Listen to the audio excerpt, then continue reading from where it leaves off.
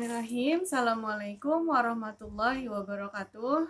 Apa kabar anak-anak ibu, siswa-siswi kelas 9 SMP Darussalam yang berbahagia. Mudah-mudahan masih tetap semangat belajarnya. Terlebih lagi, ibu ingatkan bahwa kalian sudah kelas 9, artinya tidak terasa sudah 3 bulan berjalan. Tinggal sebentar lagi kita akan menghadapi akhir tahun dan akhir dari kegiatan pembelajaran. Tapi ibu berharap mudah-mudahan itu tidak menjadikan pembelajaran jarak jauh ini tidak menjadikan halangan dan tidak menjadikan alasan untuk bersantai-santai atau tidak juga dijadikan alasan untuk tidak aktif dalam kegiatan belajar, karena biar bagaimanapun belajar online dengan belajar di sekolah sama sifatnya, hanya bedanya kita tidak bertemu secara langsung, ya. Oke anak-anak ibu, pada kesempatan kali ini kita masuk ke materi bab 3 dan 4 di pertemuan yang ke-10 untuk kegiatan pembelajaran jarak jauh mata pelajaran seni budaya kelas 9A sampai kelas 9G. Sebelum kita mulai, mari sama-sama kita membaca basmalah terlebih dahulu. Bismillahirrahmanirrahim. Anak-anak ibu disiapkan buku LKS seni budayanya. Pada pertemuan kali ini Ibu akan menjelaskan tentang rangkaian pembelajaran kita di dua bulan ke depan, dari bulan Oktober, November, Desember nanti persiapan untuk ulangan akhir semester. Di situ ada 2 bab lagi yang akan dibahas. Yang pertama berkaitan tentang tari kreasi bab 3 dan tentang pameran teater modern dan penulisan naskah lakon di bab 4. Jadi nanti materi kita ada 2, bab 3 itu tentang tari, kemudian bab 4-nya tentang teater modern, gitu ya. Nah, pada kesempatan kali ini Ibu akan memberitahukan berkaitan tentang hasil penilaian pekan ulangan harian atau penilaian tengah semester kemarin. Selamat buat yang nilainya sudah bagus, bahkan ada yang 100 atas nama Tria Sinta. Hebat, bisa mendapat nilai perfect 100 gitu ya. Mudah-mudahan yang lain bisa menyusul, karena ini sifat ulangannya terbuka, boleh searching, boleh cari di buku, di Google dan yang lainnya. Maka Ibu harapkan skor terbaik yang ditampilkan gitu ya. Untuk yang nilainya masih kurang, masih di bawah dari KKM, seperti yang Ibu bilang di video sebelumnya, tidak ada remedial dan tidak ada ulangan susulan, maka kedepannya harus diperhatikan lagi agar nilainya bisa lebih baik lagi. Kemudian nilai kurang tersebut juga bisa ditambah dengan keaktifan kamu dalam mengerjakan tugas, jadi yang rajin ngerjain tugasnya ya. Oke anak-anak Ibu, dilihat bukunya di bab 3. Di bab 3 itu nanti ada 2 konsep dari tari kreasi. Yang pertama konsep teknik, kemudian prosedur dalam tari kreasi. Jadi nanti ada 3 bahasan yang akan dijelaskan. Yang pertama mulai dari konsep tari kreasi itu, kemudian tekniknya, baru nanti yang ketiga prosedur yang harus dilakukan dalam tari kreasi gitu ya.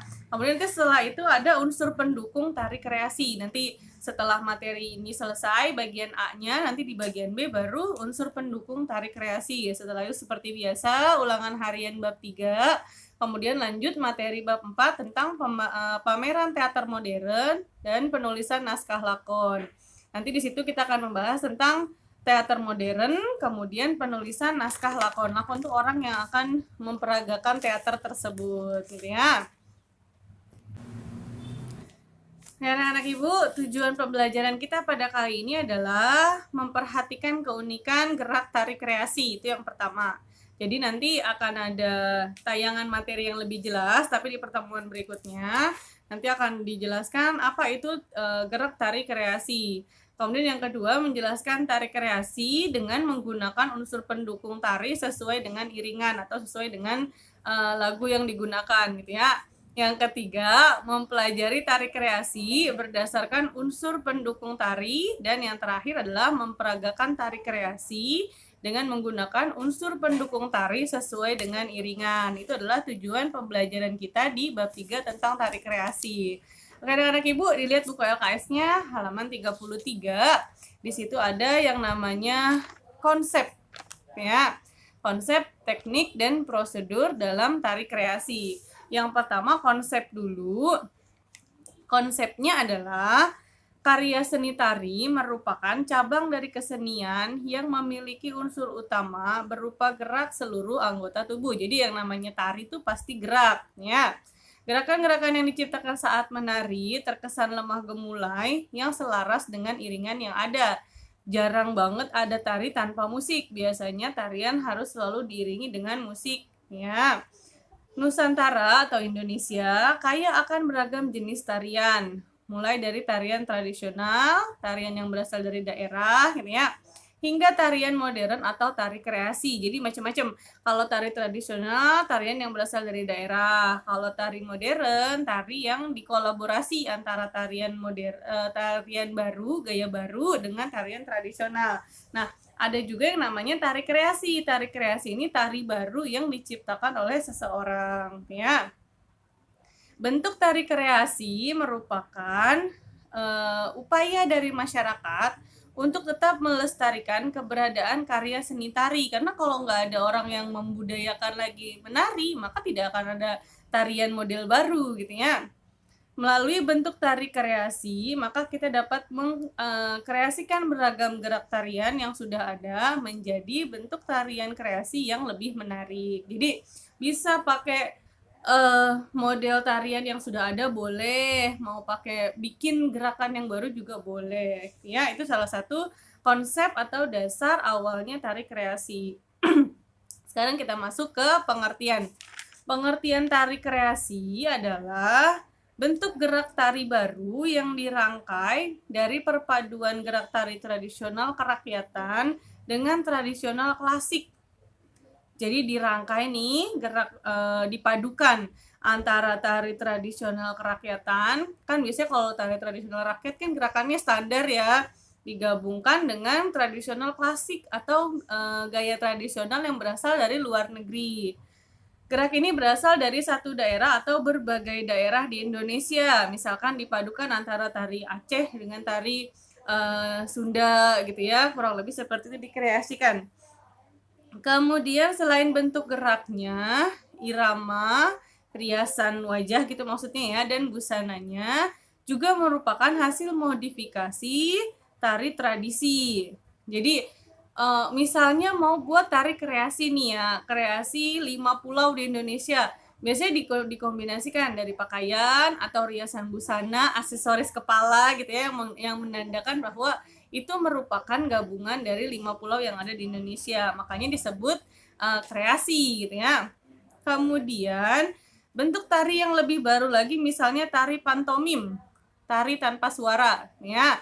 Operet atau kontemporer, tari kontemporer. Oke, sekarang akan dijelaskan satu persatu sama Ibu ya. Yang pertama, penyajian tari kreasi dibedakan menjadi tari tunggal, kemudian tari tari berpasangan, dan tari berkelompok. Drama tari serta tari bertema. Tari tunggal, tunggal tuh berarti satu. Artinya memang dibawakan hanya satu orang, berarti dia narinya sendiri. Contohnya tari apa? Tari topeng dari Betawi. Kan pakai topeng tuh ya sendiri gitu kan, walaupun nanti ada pengiringnya, tapi yang menjadi lakon tari itu satu orang gitu ya. Yang kedua tari berpasangan, berpasangan pasti berdua ya. Tarian yang dilakukan oleh dua orang, baik laki-laki dengan laki-laki, perempuan dengan perempuan, atau biasanya laki-laki dengan perempuan. Prinsip pada tari berpasangan agak berbeda dengan tari tunggal. Bedanya di mana?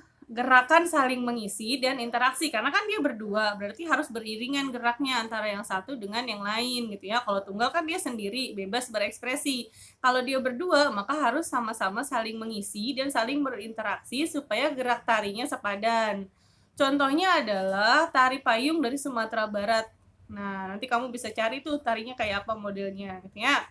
Yang ketiga tari kelompok, tarian yang dilakukan secara berkelompok, baik dilakukan oleh laki-laki, perempuan, atau campuran. Jadi laki-laki atau perempuan. Ini kalau masuk pasti disuruh praktek sama Ibu.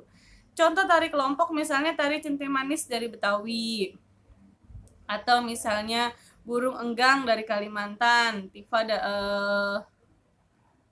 Tipa dari Papua, tari Tifa ya, kemudian juga Simpancer dari Papua, dan tari Belibis dari Bali. Jadi narinya rame-rame, bareng-bareng, maksimal biasanya 5 sampai 6 orang gitu ya. Nah, ditarikan bersama-sama, yang namanya kelompok kan berarti ada kekompakan di dalamnya sampai menyajikan satu tarian yang istimewa gitu ya. Yang keempat, drama tari. Bentuk penyajian tari yang memiliki desain dramatik, kayak menceritakan sesuatu gitu ya. Contoh drama tari paling terkenal adalah cerita Mata Hati yang bersumber pada gerak tari gaya Mangkunegaran. Jadi gini, tarian itu merupakan drama yang ditarikan. Jadi drama itu kan kisah ya, cerita seperti dialog. Nah, tapi bedanya dia dibuat menjadi tarian. Biasanya kalau nggak tahu Mata Hati, tari Gatot Kaca. Nah, itu juga merupakan bentuk tari dramatik namanya. Jadi cerita yang dibuat menjadi tarian gitu ya. Sehingga di cerita tersebut kita berkomunikasi dengan si penari walaupun si penari tidak menceritakan isi dari isi dari tarian tersebut gitu ya. Dan yang terakhir, tari bertema. Tari bertema dapat dijumpai pada hampir semua jenis penyajian tari, baik tari tunggal, tari berpasangan, kelompok, maupun tari bercerita. Kenapa? Karena hal ini disebabkan tema pada tari merupakan ide yang kemudian diwujudkan dalam bentuk judul tari dan pada akhirnya diekspresikan melalui gerak. Jadi maksud yang terakhir ini adalah tema dari tari yang akan tari yang akan dipentaskan. Misalnya gini, kenapa dinamakan tari topeng gitu kan? Ya, tema tari itu adalah menggunakan topeng, maka diberilah nama tari topeng. Ya, kenapa namanya tari piring? Karena tarinya menggunakan piring. Ada alat berupa piring sebagai pendukung sehingga dibuat temanya menjadi tari piring. Nah, jadi tari tema itu dari tema yang kita punya diwujudkan dalam bentuk gerakan tari, atau sebaliknya kita nari dulu kemudian diberikan judul ya. Oke anak-anak Ibu, ini hanya pengantar materi setelah PTS. Iya, Bu. Kita akan lanjutkan di pertemuan berikutnya. Pesan Ibu, tetap semangat di rumah aja. Kita ketemu lagi di minggu depan pertemuan berikutnya. Kurang lebihnya Ibu mohon maaf. Tetap semangat anak-anak Ibu ya. Lebih jelasnya akan dijelaskan di pertemuan berikutnya gitu ya. Sampai ketemu lagi. Tugasnya dikerjakan di link. Kurang lebihnya mohon maaf. Assalamualaikum warahmatullahi wabarakatuh. Ya.